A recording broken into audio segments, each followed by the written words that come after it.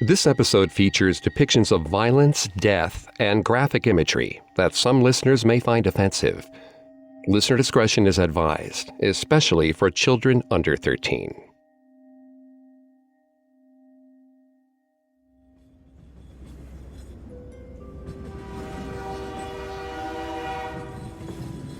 The train scuttled across the tracks.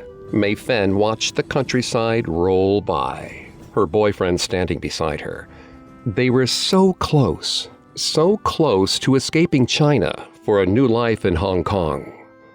They were riding to Kowloon, but plotted a route that would circumvent border security. They didn't have proper passports, so it would still be risky if they were caught on board the train. Mei Fen's boyfriend could tell she was nervous, rubbing her neck and stroking her beautiful single braid to ease her anxiety. The serenity was interrupted when the door to the next car slid open. A border officer stepped through the gap. Mei Fen's heart caught in her throat. She turned to warn her boyfriend, but he was already gone. Not a care for her or her safety. She looked back, and her eyes met the officer's. He could see the terror in her gaze. Despair overwhelmed Mei Fen immediately. There was no time. She would have to risk it, or else face deportation, arrest, or worse. With all her strength, Mei Fen forced the train door open and watched the landscape pass below. The officer pleaded with her not to jump. It was too dangerous. She took a deep breath and launched herself to freedom. Almost immediately, she felt a terrible pain snap her head back. Her beautiful braid caught on the door as she flew through the air. She flailed helplessly, pulled along by the train. Her legs were skinned and then shattered as they were dragged along the tracks. Her scalp tore slowly along with her beautiful dark hair. She heard a sickening snap, and she was free, tumbling across the tracks and coming to rest on a lonely road nearby. She was delirious with pain and heartache. As the flood of adrenaline slowed, Mei Fen realized she couldn't blink. She felt her head, but could only touch bone. The train hadn't just pulled off her hair. It pulled off her entire face and scalp with it. She cried and screamed for help for her former boyfriend, but nobody came. Mei Fen died on the road outside the Chinese University of Hong Kong.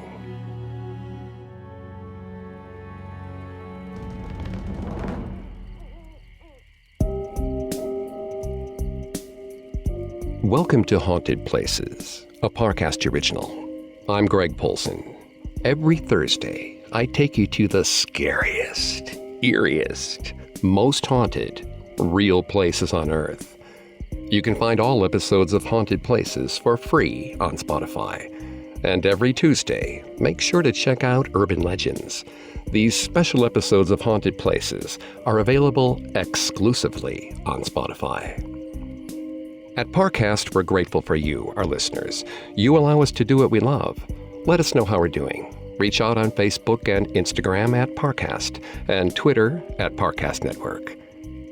This week, join me on a supernatural journey to the Chinese University of Hong Kong and discover why, to this day, it's haunted.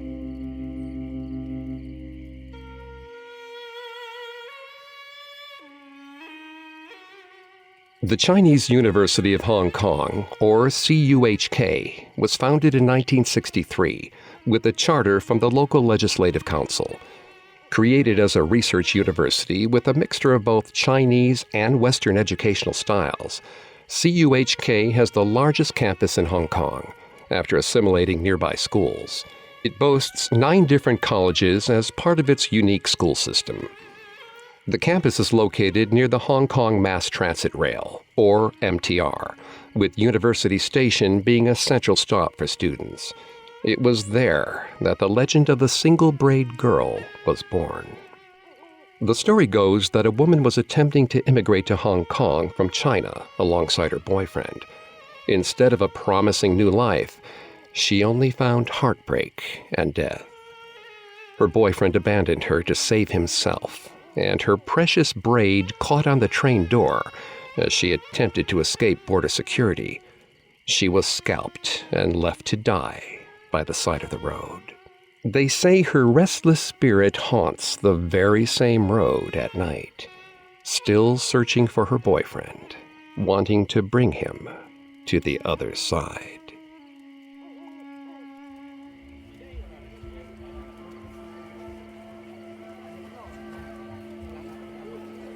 Henry was nervous for his first day of school.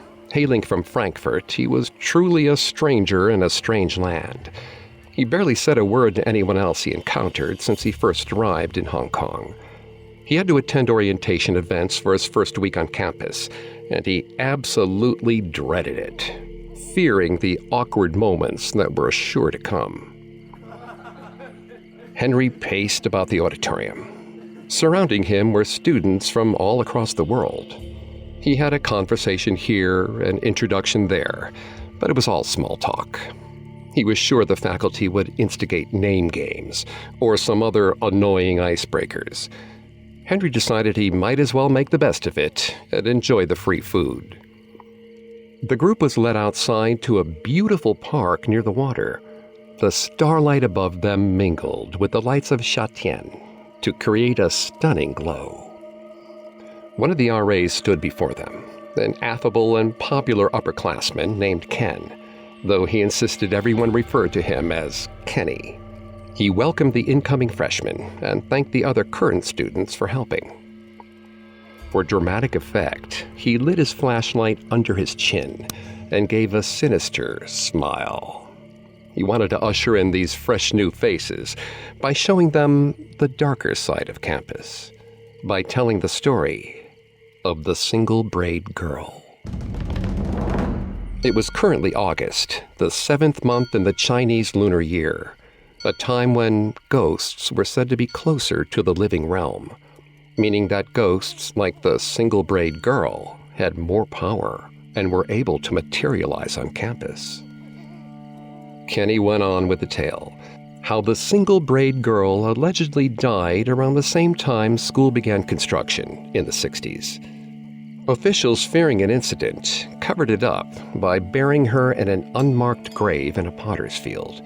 After all, she was just some nameless immigrant. Once the school was opened, male students and even professors claimed to see her on the road, beckoning them, looking for her lost love and luring men to their demise. This elicited murmurs and gasps from the student body. Henry was amused. He didn't believe in ghosts and thought it was just another way for the upperclassmen to mess with freshmen. He recalled reading about the poltergeist known as Chopper from his home country of Germany. That ghost haunted patients at a dentist's office, but then it turned out to be merely a sick joke by a bored assistant who could throw their voice. Like that incident, Henry was certain this tale was merely entertainment. It went on like that through the night.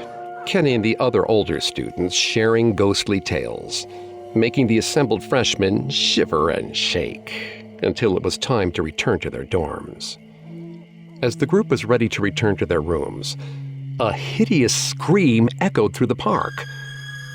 All eyes were back on Kenny, who pointed and shouted at the sight of a girl in a white dress, slowly walking towards them.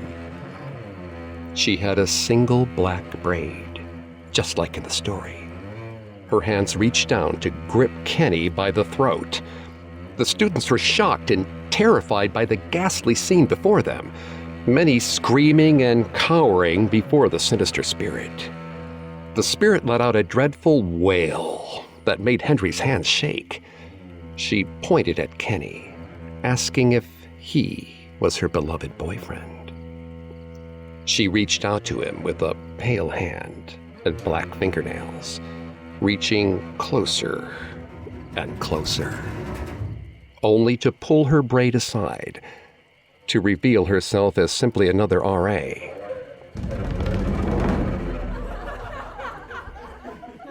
Kenny howled in laughter, along with the other students who were in on the joke. The confused freshmen soon joined in, relieved it was a prank. Henry barely budged. His heart was palpitating, but he refused to show it. He found the whole setup annoying. He walked away from the assembled crowd, preferring to return on his own, despite the freshmen traveling on the main path. Henry had enough of Kenny, the RAs, and the other students for one night. He just wanted to be alone. It would take a bit longer, but he was sure he could walk around the campus and find a shortcut back to the dorm. He refused to admit that their stupid stunt had him rattled, and in spite, he refused to let it create some sort of bond between himself and his peers. While walking past the cantina, Henry admired the beauty of Châtillon. The lights of the city glowed across the water. Suddenly, he heard something around the dark road. It was a woman, crying. Whoever it was sounded like she wanted to be left alone, but Henry's curiosity pulled him forward all the same. He scanned either side of the road, looking for the weeping woman. No one on the benches. No one in the bushes. The road was completely empty. Maybe his mind was playing tricks on him. Or worse, maybe it was Kenny and the RAs, singling out the one freshman renegade. He rubbed his eyes. He was tired, that was all. Yet the crying did not subside. In fact, it grew closer. He blinked, and with the opening and closing of his eyelids, a woman materialized before him, standing under the streetlight and facing away, with a long black braid trailing from her head and down her back.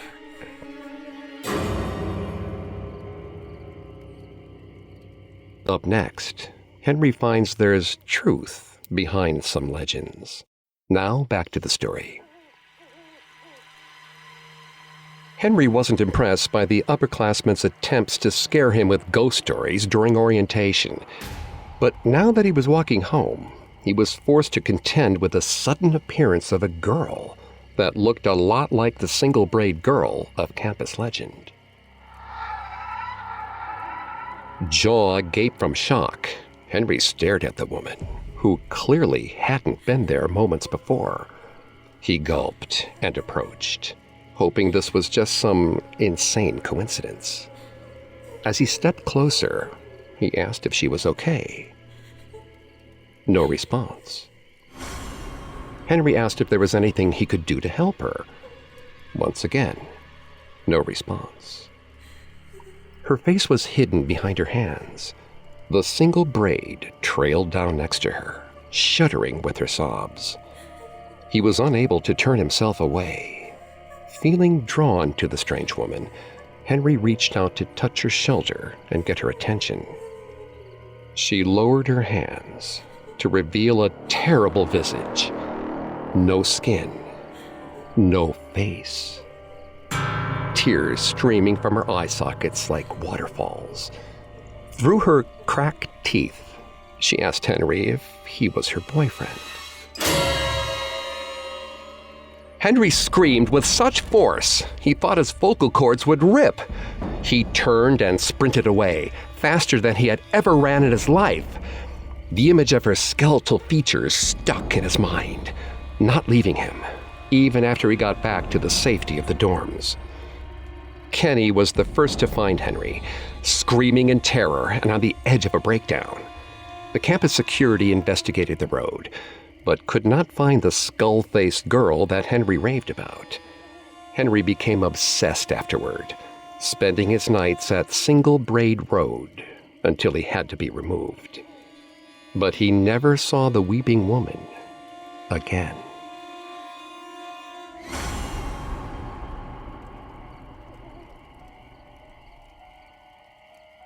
There are conflicting reports as to which specific road around campus is the infamous Single Braid Road. The one most cited has been Campus Circuit Road, along the Residence Road, close to the New Asia College section of the university. You might think if you stay off Single Braid Road at night, you'll be safe. But the ghost of this university sometimes strays off the beaten path. Though the Single Braid Road is the usual home of the Single Braid Girl, there's another place the spirit has been reported to appear. Campus urban legends also say she manifests at a small park with a pond called the Lotus Pool. The ghost is said to crawl out from the body of water at a certain time at night in order to drag unfortunate men to a watery demise.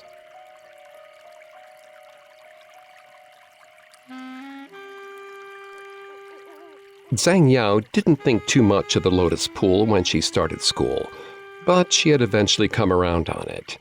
Now, in her junior year, it had become her preferred study spot, far better than the claustrophobic study halls and libraries. The sound of running water in particular soothed her stressed-out mind.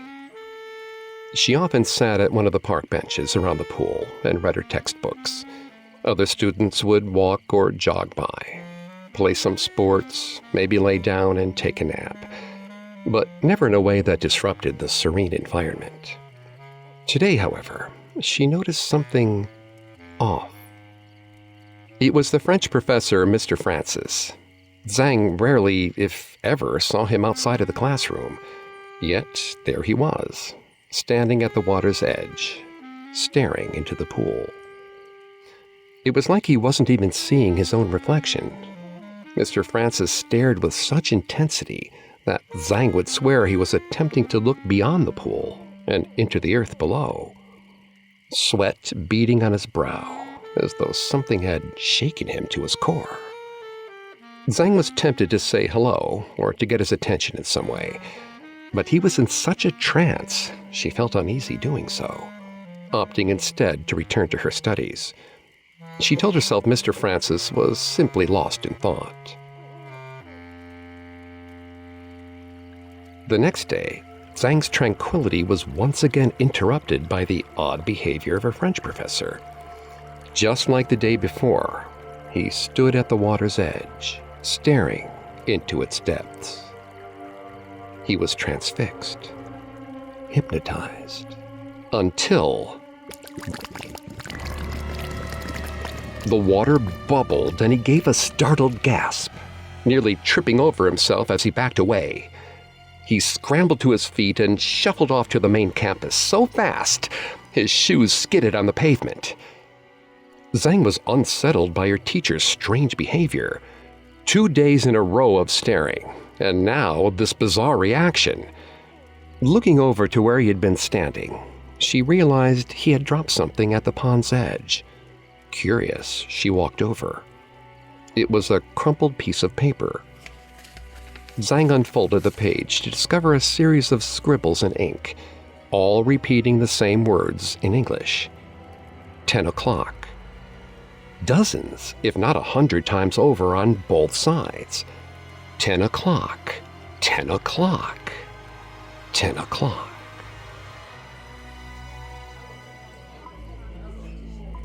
That night, Zhang ate with some friends at the canteen.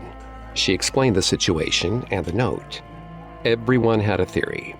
One friend said that maybe Mr. Francis was being blackmailed and had to turn over a huge sum of money at the park. Another suggested that he had lost his mind and was writing the same line on repeat while having some kind of psychotic break. Yet another suggested he was possessed by the ghost that supposedly haunted the Lotus Pool, a young woman who drowned herself after being ditched by her lover. Zhang scoffed at these ideas. They were all ridiculous. She just had her French class with Mr. Francis earlier this week, and he appeared normal. There had to be some logical explanation. With that in mind, Zhang excused herself. She told her friends she would be going back to her dorm for the evening to finish her studies. As she walked out of the canteen, she noticed how bare the campus had become. What time was it? Looking at her watch, she realized it was close to 10 o'clock. Then it occurred to her. Mr. Francis would most likely return to the Lotus Pool at 10. She was certain of it. It would bring her some answers and at least some peace of mind. She walked down the path leading from the canteen until the pool was in sight. The area around the Lotus Pool was completely empty. She relaxed. At least she didn't catch Mr. Francis in some kind of scandalous rendezvous. It was just her, the crickets chirping, the placid water, and the moonlight. Approaching the Lotus Pool, she stepped on something. Zhang looked down and moved her foot. It was a notebook. Zhang picked up the book and leafed through it. It started normally enough. Various notes and memos that Mr. Francis left for himself. Reports, grades, that sort of thing. But as she read further, the phrase 10 o'clock began to appear in the pages. First, a few over Mr. Francis's academia. Then, over schedules. On each page, 10 o'clock, repeated over and over again, until it filled entire blank pages. Most of it was written in ink, but some instances seemed to be scratched in by hand and written in blood. If this was Mr. Francis's notebook, where was Mr. Francis? Zhang stepped in a small puddle. It hadn't been raining, and there was no sprinkler system. The only water nearby was the Lotus Pool. She scanned the rest of the water. There was no sign of anyone, let alone Mr. Francis. Zhang had had enough. She was going straight to campus security to tell them everything she saw. As she turned to move, she heard an unfamiliar voice asking her what time it was. Zhang saw a girl with a single braid standing at the edge of the park. She couldn't see her face in the darkness, but something felt off about her, like her eyes were two black spots in the darkness. She took a wary step back and fell into the Lotus Pool. Zhang struggled to stay afloat in the cold, murky water, coughing and gasping for air. Embarrassed, she paddled back to shore. Then, she felt something. A large, buoyant object she couldn't make out, floating just under the surface. Acting purely on instinct, she used her newfound lifesaver to help her swim forward until she reached the shore. Zhang took in several deep breaths as she felt the solid ground beneath her feet, and relief washed over her. But her relief was short-lived. Once she wiped her eyes and got a good look at the object she had used to guide herself to shore, it was the body of Mr. Francis. His face was pale, body bloated, eyes bulging, and his mouth stuck in a perpetual scream of horror. Zhang screamed for him.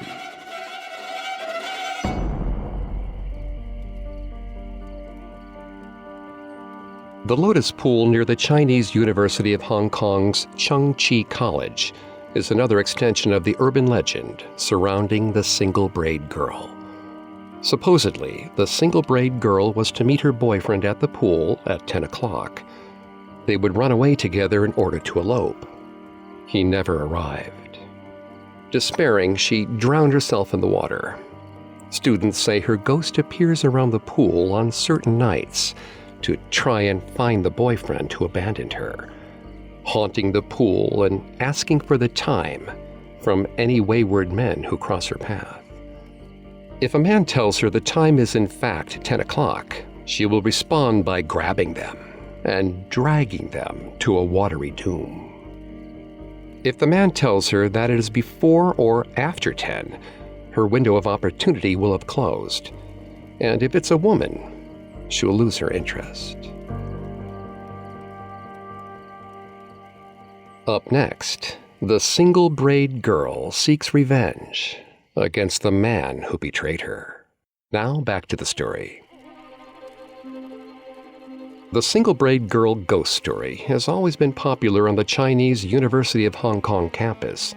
While there is no clear date or timeline on the history of the story, it seems to stretch back decades. The story differs in incarnations, such as with the Lotus Pool version, but a few key elements remain throughout. The girl's single braid, her facelessness, and being jilted by her callous boyfriend. There are no clear details on the single-braided girl's cowardly boyfriend, except that in every incarnation he abandons her, leading to death. Her spirit anchored to the location of her demise, in wanting nothing more than to be reunited with her beloved, or any man she can get her hands on.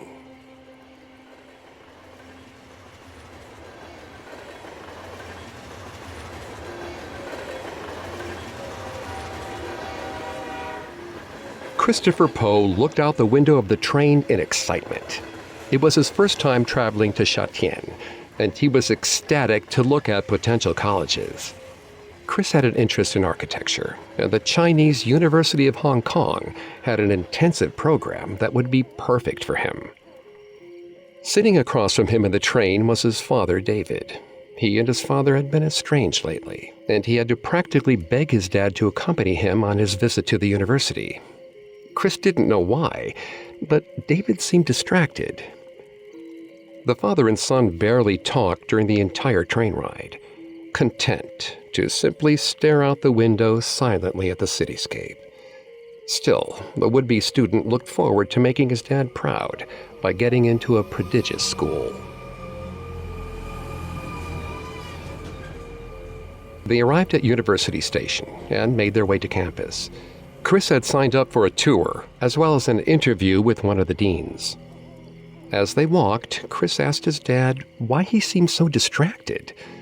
David responded that the area was strangely familiar to him, as though he had been here a long time ago. David tried to collect himself, telling his son how proud he was of him, and how sure he was that Christopher would get accepted.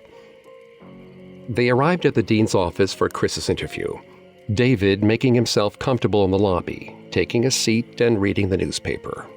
Chris was sweating bullets for what could be one of the most important interviews of his life. The young man made a passionate case for why he belonged at the Chinese University of Hong Kong, and why the school's programs in architecture would help him flourish in his career. The dean was impressed with Chris's determination and positivity. His prospects for getting in were looking good. When he exited the dean's chamber, Chris was shocked to find his father was missing. The interview hadn't been that long. Chris was just about to search for his father when he heard the hallway doors bang open. David sprinted from the hallway as though he were being chased. He looked pale. Sweat glistened on his brow. He breathed heavily. Chris asked his father if he was feeling okay. David responded that the trip had made him ill, but he would be fine. He just needed some air.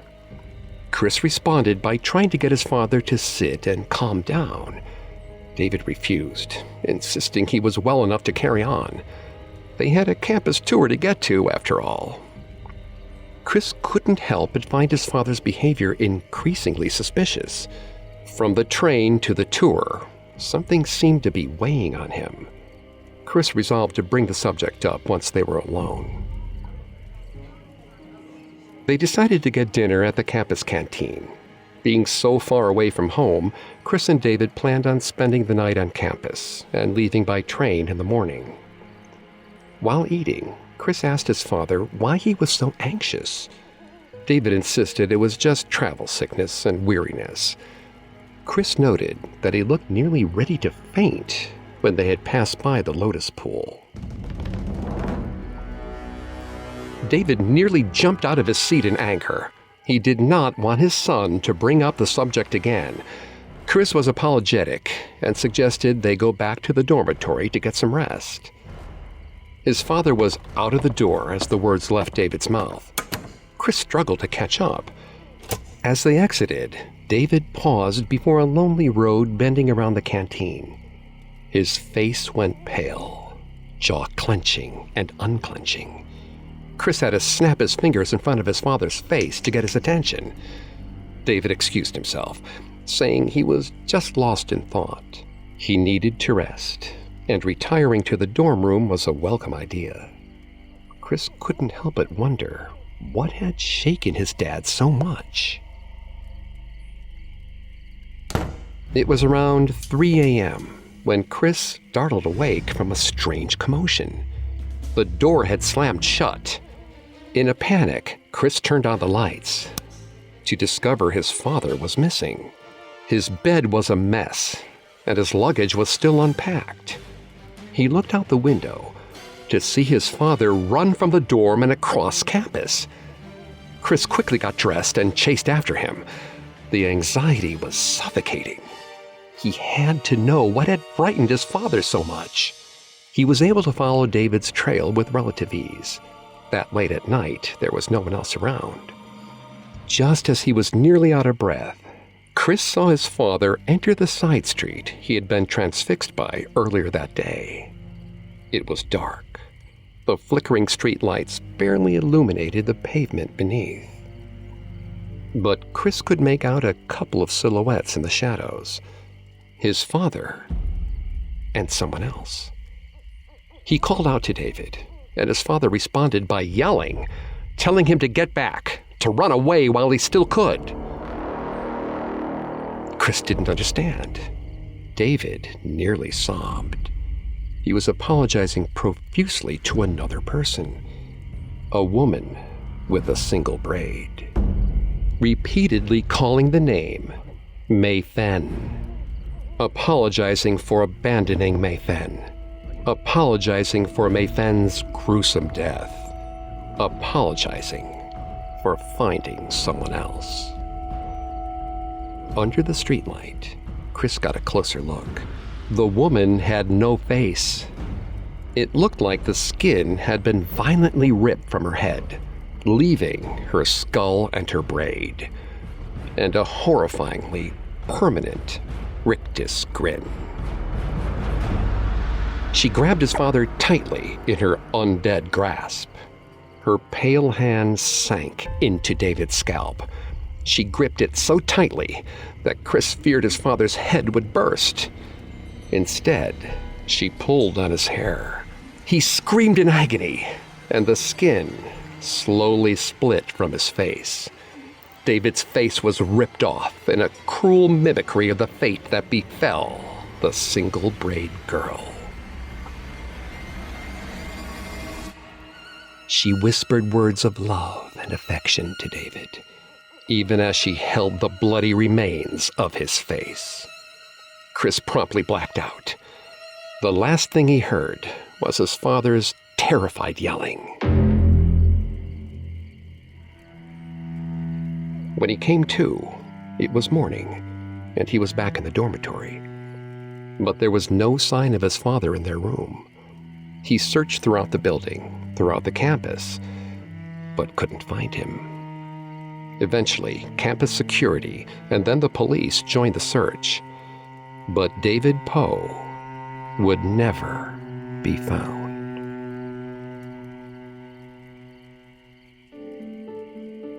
When the People's Republic of China established itself in 1949, Hong Kong experienced a massive wave of immigration from the mainland. In order to curb this, anyone caught in the border zone was sent back. However, from 1974 to 1980, Hong Kong established a touch-base policy where any migrant who managed to make it to an urban area and get proper identification could stay. The policy was canceled due to a failure to deter any further illegal border crossings. In the tale of the single-braided girl, not much is known about what became of the lover who abandoned her. Some iterations of the story say he managed to successfully make it to Hong Kong and find a new life for himself. Others say he was already a citizen and left her at the rendezvous at the Lotus Pool. Whatever the truth, the legacy of the single-braid girl lives on as a story of betrayed love and the search for a better life.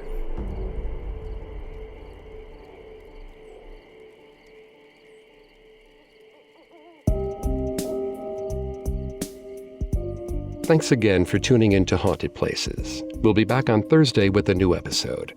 And don't forget to come back on Tuesday for our Urban Legends series, available only on Spotify. You can find more episodes of Haunted Places and all other Parcast originals for free on Spotify.